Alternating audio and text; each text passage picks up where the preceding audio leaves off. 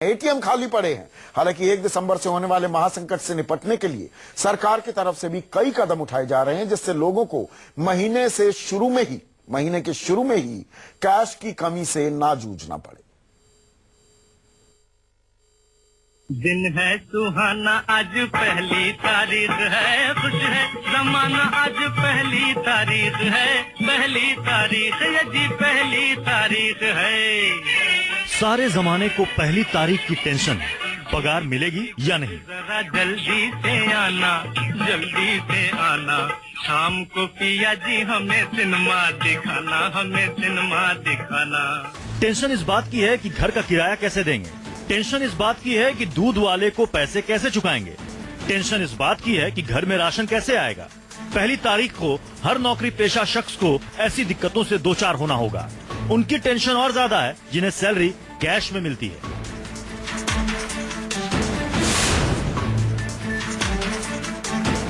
खुशी राणा दिल्ली में beauty parlour चलाती हैं। खुशी को पहली तारीख की बहुत टेंशन है। पार्लर में दर्जन भर लड़कियां काम करती हैं। उन्हें सैलरी देनी है लेकिन हाथ खाली है।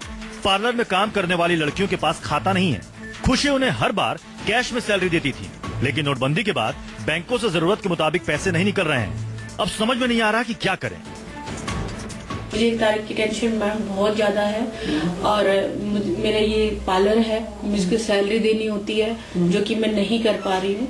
बहुत ज्यादा टेंशन है मुझे और मेरा करंट अकाउंट है, उसमें 50,000 तक निकाल सकते हैं, लेकिन बैंक जाते हैं तो वो हमें सिर्फ 10,000 दे के ही बना कर देते कि हमारे पास और नहीं है, कोई ना कोई बहाना बना लेते हैं। तो ऐसे और एटीएम भी जाते हैं तो काफी लंबी कतार होती है, खड़े खड़े पूरा दिन हो जाता है और जब मिलते हैं सिर्फ 2,000 रुपए, जिससे कि हमारा बहुत ज्यादा सब लोगों को प्रॉब्लम आ रही है। हम लोगों को बहुत ज्यादा प्रॉब्लम है, सैलरी कैसे पे कर पाएंगे। सुरेंद्र द्वारका की एक सोसाइटी के अध्यक्ष हैं।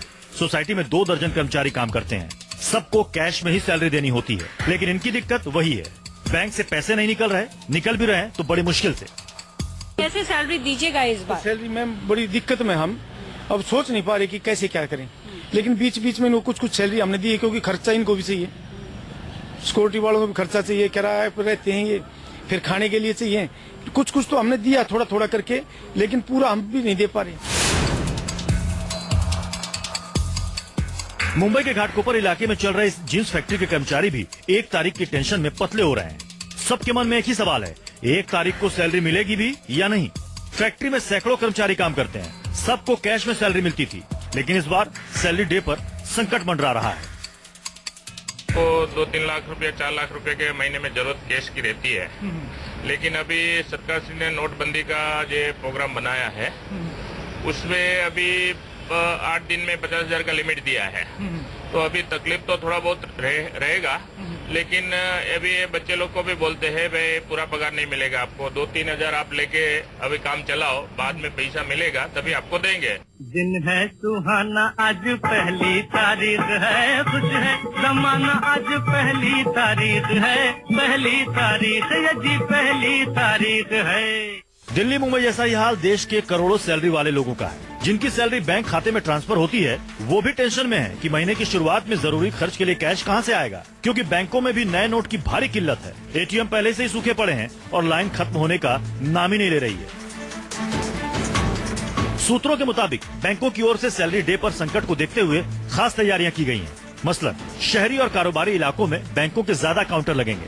जिन इलाकों में ज्यादा निकासी होती है वहां ज्यादा कर्मचारी तैनात किए जाएंगे। बैंकों से कैश निकालने के लिए सैलरी खाता धारकों को खास तरजीह दी जाएगी। बैंकों ने सैलरी डे के लिए खास तौर से कैश का इंतजाम किया है। सरकार का अनुमान है कि पहली तारीख के बाद पैसे की निकासी दोगुनी हो जाती है। सरकार ने नए नोटों की छपाई की रफ्तार दोगुनी करवा दी है। नए नोटों को जल्दी से हिंदुस्तान के कोने कोने में पहुंचाने के लिए एयरफोर्स के स्पेशल विमान लगे हुए हैं।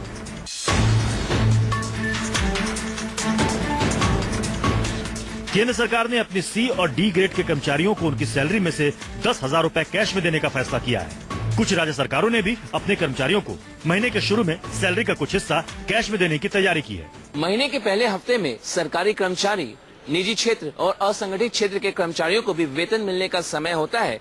इस नोटबंदी के माहौल में उन्हें वेतन मिलने में कोई दिक्कत न हो, इसके लिए बैंकों ने बड़ी तैयारी कर रखी है। जानकारों के मुताबिक देश में रोजाना औसतन 15 से 20 हजार करोड़ रुपए कैश की जरूरत होती है। मुंबई में रोजाना 150 करोड़ कैश की जरूरत होती है, लेकिन नोटबंदी की वजह से सिर्फ 25 करोड़ ही कैश मिल पा रहा है। दिल्ली में रोजाना 130 करोड़ कैश की जरूरत होती है, जबकि मिल रहे हैं सिर्फ 25 करोड़। नोटबंदी के बाद सरकार की असली अग्नि परीक्षा 1 दिसंबर से होनी है, जब करोड़ों नौकरी पेशा लोग कैश के लिए बैंकों के बाहर लाइन में खड़े होंगे। ब्यूरो रिपोर्ट के साथ मनीष कुमार, दिल्ली, न्यूज़ 24।